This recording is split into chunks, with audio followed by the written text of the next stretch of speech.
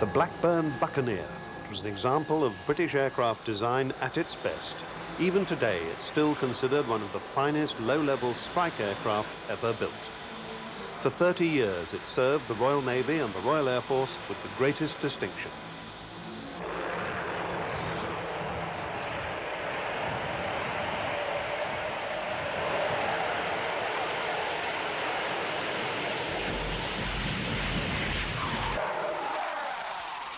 In the early 1950s, the Soviet Union embarked on the most massive build-up of naval power the world had ever seen. The spearhead was the Sverdlov-class cruisers. Now, the naval staff had to think of a way of counteracting this Sverdlov threat. Obviously, they couldn't go into a big building program of other surface vessels. They had to use the resources that they then had. These were largely aircraft carriers. And from them, they determined that they needed a new aircraft which would be capable of eliminating the Sverdlov-class vessel. Captain FMA Torrance Spence, the deputy head of the Air Warfare Division of the Naval Staff, was the man tasked with devising the specification of such an aircraft. It had to be capable of flying at Mach 0.85 at 200 feet, carrying a nuclear weapon and other stores, and have a radius of action of 400 miles. The result was Requirement NA-39, issued in June 1952, and by February 1953, industry submissions began to land on the ministry's desk. Hawkers submitted the P1108, powered by 4 engines, but most of the designs were to be powered by a pair of Avon or Sapphire engines. A big wing area would provide the lift that would be needed for flying on and off aircraft carriers. The successful design came from a company with historic links to the Royal Navy, Blackburn Aircraft. Blackburn had been supplying the Navy with aeroplanes for 40 years. Their portfolio had included the Dart and also the Skewer, which became the first aeroplane to shoot down an enemy aircraft in World War II. Later, they'd built their first machine for the RAF, the ungainly Beverley Heavy Transport. Robert Blackburn, who founded the company, was a contemporary of aviation greats like de Havilland and Handley Page. But he'd always shunned personal publicity, and that meant that he never received the recognition that he deserved. Brough in East Yorkshire was to be the home for the Buccaneer.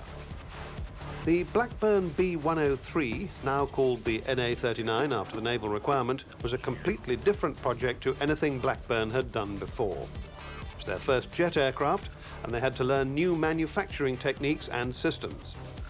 The machine tools they wanted were only made in America, and they would take more than 2 years to arrive, so Blackburn built their own. Time was tight. They were contracted to fly the NA-39 within 3 years. To fly fast and low in dense, turbulent air, the aircraft would need a tough airframe. A conventional airframe would wear out and break up in less than 150 hours in those conditions. This aircraft was to have a life of 3,000 hours. That meant that integral components had to be machined from solid steel and aluminium.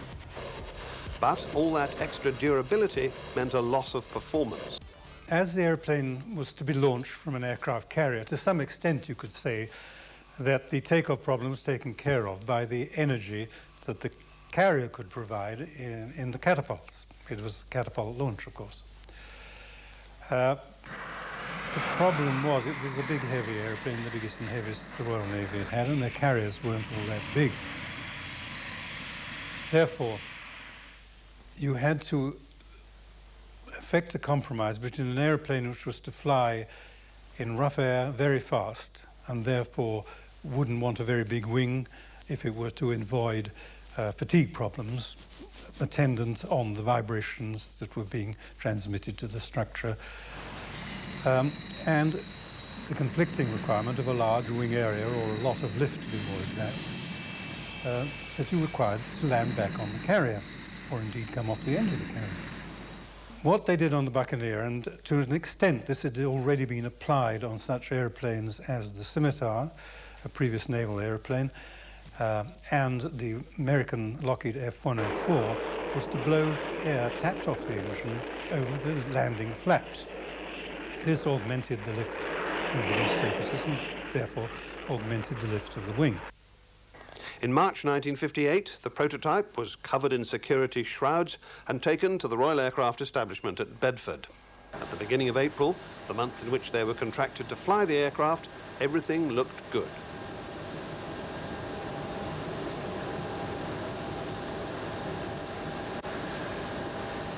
The NA-39 did a number of fast taxi runs. That was normal before any first flight.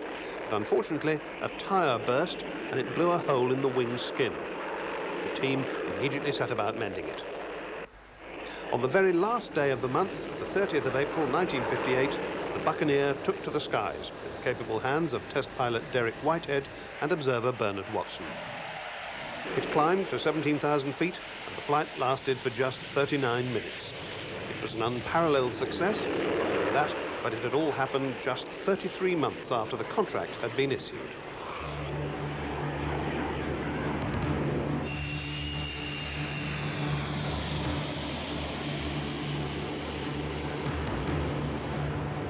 All of the targets were met. It was a record of which Blackburn was justifiably proud. After the excitement of the first flight, it was down to the long comparative tedium of flight trials. 20 development aircraft were built over the next 3 years. They flew all sorts of tests to develop not just the flight envelope, but also the avionics and the weapons systems. Brough was unsuitable for operating aircraft, so they did the trials at the nearby airfield at home on Spalding Moor. Meanwhile, NASA's Langley Research Center in Virginia was working on the project under the US Mutual Weapons Development Program.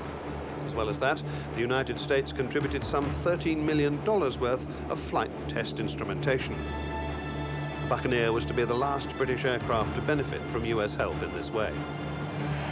Towards the end of flight testing, simulated carrier trials were carried out.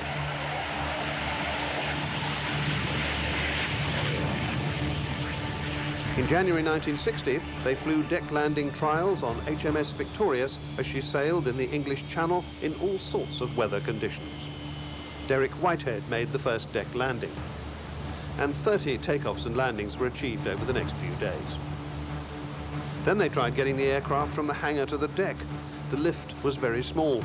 With the air brakes open and the nose folded, the aircraft squeezed through the hole with a bare 2 inches to spare. The carrier qualification trials were a critical part of the development program, and this was very much a highly skilled operation on behalf of the pilot in particular. The catapult launch technique at that time had not been fully developed, and it involved rotation of the aircraft immediately following leaving the launch stroke, which was a critical manoeuvre at a critical part of the flight envelope, and at high weights where the acceleration rates were very, very low indeed. That lasted for quite a number of seconds before we got up to flying speed. Perhaps the most exciting bit of the recovery was if you missed the wire and had to bolt. The Buccaneer had fairly limited performance, and particularly on a single engine, it was fairly exciting to go around.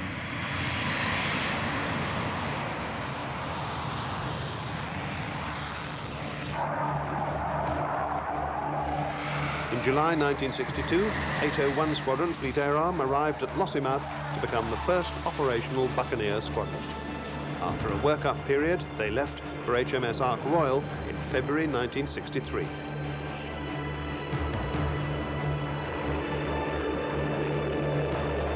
I've been flying scimitars mostly before the Buccaneer. Very fast aircraft, very overpowered. So the Buccaneer Mark I was a bit of a shock in some ways. It was very underpowered, particularly on one engine. On the other hand, it was a lovely aircraft to fly, and particularly good in the landing circuit, which of course is very important for a naval aircraft. Landing aboard a carrier in a fixed-wing aircraft is really very different to landing on a runway. You have got to be bang on for speed. If you're too fast, you run the danger of pulling the wire out. If you're too slow, you run the danger of having too much attitude on the aircraft, and the hook may actually foul the stern of the carrier before you get to the wires. There's only a few feet safety clearance. The other thing, of course, is you've got to be accurately lined up with the centre line. If you're not, you could go over the side, in one direction, or you could hit the deck park and the island of the carrier in the other. So it does take a rather a lot more concentration than landing at an airfield. The original engine, the Jaren Junior, was lacking in thrust. Its low power threatened the operational career of the Buccaneer.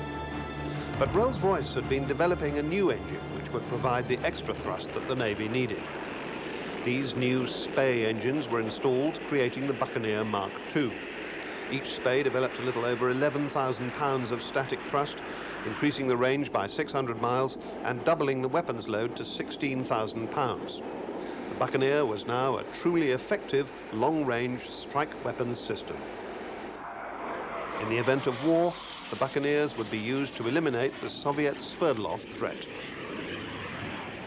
Now, the Sverdlov was obviously well defended and obviously had radar.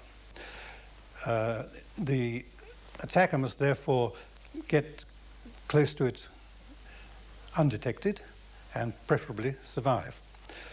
The weapon that was then becoming available, were smaller than the Hiroshima-type atomic bombs, about 20 kilotons.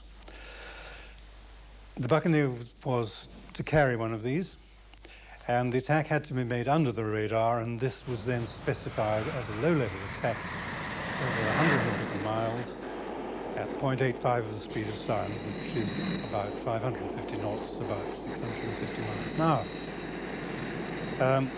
This high speed enabled the atomic bomb to be effectively thrown at the Sverdlov from about 3 miles away.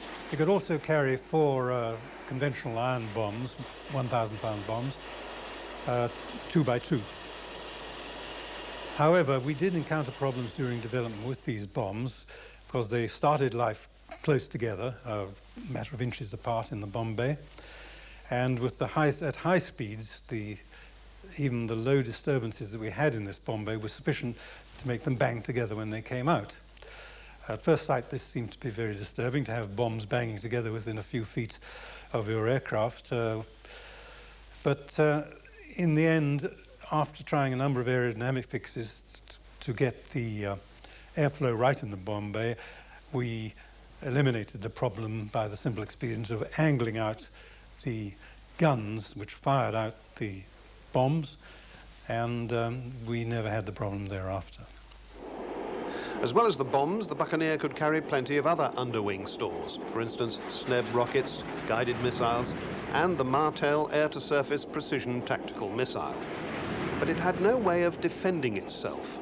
In the early days, the Buccaneer was very vulnerable. We felt very naked. We had no defensive capability against a fighter. And if an enemy fighter came up and spotted you, there's nothing you could do except ask it to go away.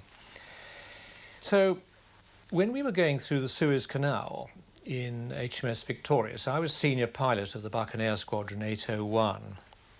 And I thought it would be nice if we could build a dummy Sidewinder and stick it underneath the Buccaneer. So we got a whole lot of empty beer cans and welded them together, painted them white, added some fins made of cardboard, stuck it underneath the Buccaneer. The purpose of this, of course, was to get the intelligence photographers of the other side, who were no doubt hiding behind a palm tree, to get pictures of the Buccaneer and to gain the impression that we did have some defensive capability. And it worked, as far as I know.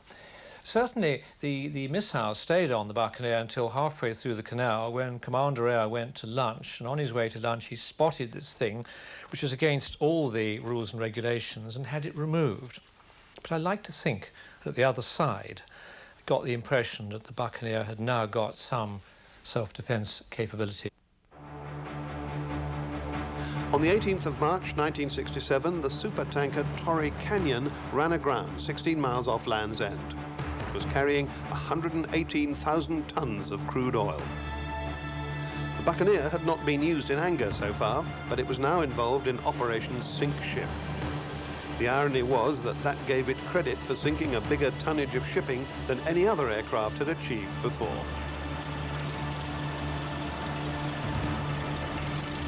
The problem with the Torrey Canyon was to ignite the crude oil. And crude oil needs something like a 1,000-pound bomb to burn it. It's a weapon with a very high explosive temperature. So Buccaneers were the obvious answer, and that's what was used. From the early days, people had hoped that the Buccaneer would be an export success.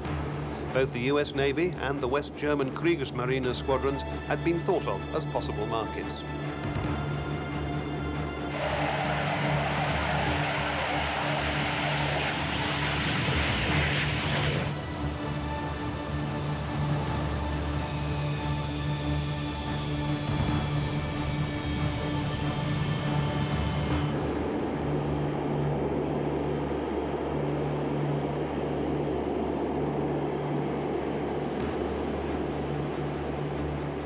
In the event, only South Africa bought the aircraft, because they had a low-level strike requirement identical to the Royal Navy's. The South African Buccaneers were similar to the Royal Navy's, except that they had Raytog retractable rockets to improve the takeoff performance in the hot, humid climate.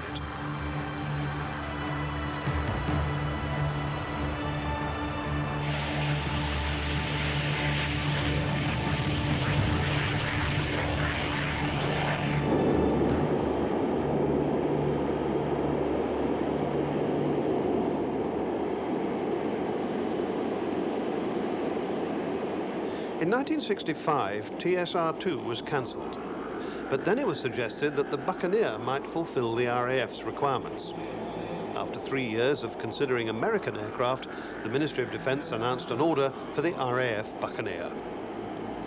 The Air Force received 43 new aircraft, as well as 62 ex-Royal Navy Mark IIs.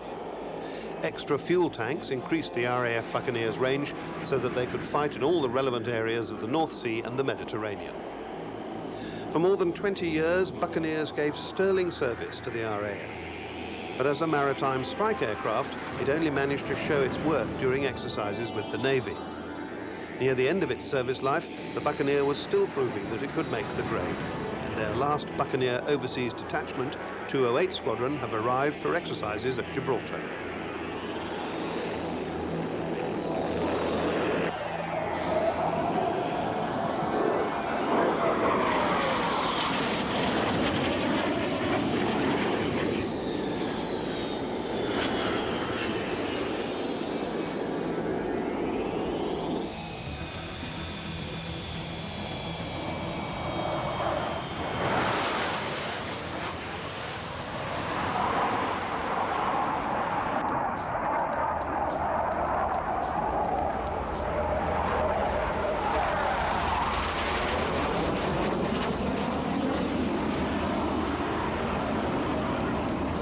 Their presence is closely connected with a Type 42 destroyer, HMS Liverpool. Aboard her are 6 student principal warfare officers. They'll be tested to the limit at the climax of their 1-year course. They've come to experience live firings of the vessel's 4.5-inch guns and its phalanx and 20mm close-range weapons. Each officer will have to defend the ship against inbound missiles simulated by the Buccaneers. Failure could mean the end of their careers.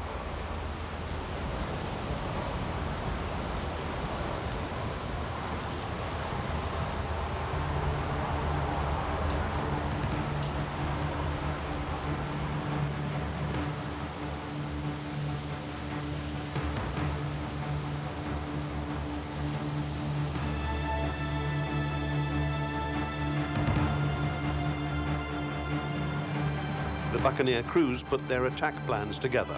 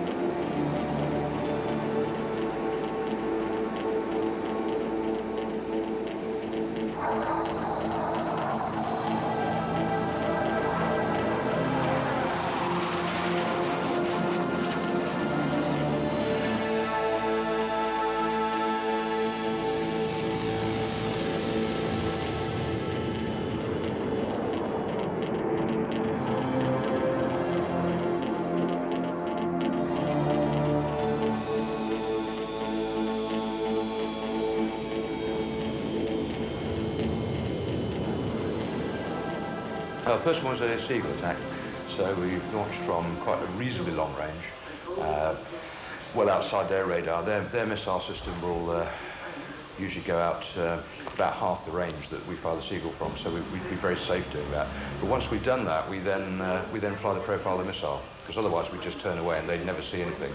So we then go up to 540 knots at 100 feet and fly in as the missile would, and then at the missile the radar would pop up and start looking. We actually climb up, put the radar on, remark the ship, and then go back down to 100 feet and find out. The second one, we then went back out to 40 miles, and the second one we did was what we call a delta, which is an LGB attack. We didn't normally do it in a four-ship with the two aircraft behind with a laser designating pod, but on this one, because we just had the two, we just simulated the two bombers at the front.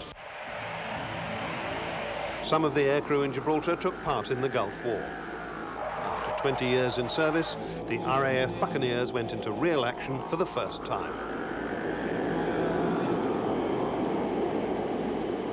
Granby was the first time the Buccaneer had been used in wartime, and it was strange that it was used in a manner that was completely different from that it was designed for. Of course, it was designed for low-level maritime strike, obviously over the sea, and we employed it in the high-level target designation over land, which is distinctly different. But again, great testimony to the airframe. It performed magnificently well.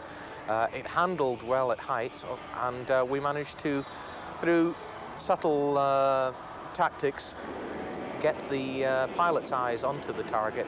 Of course, the problem being that if you can't see the target, we couldn't bomb it. So the pilot was responsible primarily for sussing out the target, for talking the navigator onto it, and if necessary, for diving towards the target. And then once the navigator had seen the target through his pavespike screen, he could then take control of the pavespike head. The pilot would then return to altitude, and we would illuminate the target with laser energy. The tornadoes would then drop onto whatever we were bombing. We also designated for ourselves in the latter stages of the war, we could carry 2 paveway bombs in addition to the pavespike pod, and also self-defense if necessary of a Sidewinder air-to-air missile. Typically, however, we would always fly in a package with the tornadoes, so we would go in, we would then spike for the tornadoes, and then we would remain overhead the target to drop our bombs, designating for ourselves from a dive. So we'd tip in from as high as we could go. Then at the time we would then pickle the bombs off. The navigator would then call he was happy, and the pilot would recover, get back up to altitude, and he would then be free to maneuver the aircraft, keep his eyes open for ground-launched SAMs, and the navigator would then illuminate the target with laser energy, and hopefully the bombs would hit. So we did a certain amount of that near the latter stages of the war. Proven in both war and peace, the Buccaneer had become an essential element of Britain's maritime defence. But after 30 years' service, it was time for them to stand down and let the newer generation of multi-role aircraft take over. For air crews, Buccaneer had been the last seat-of-the-pants aircraft. For the nation, Buccaneer was the last completely British bomber.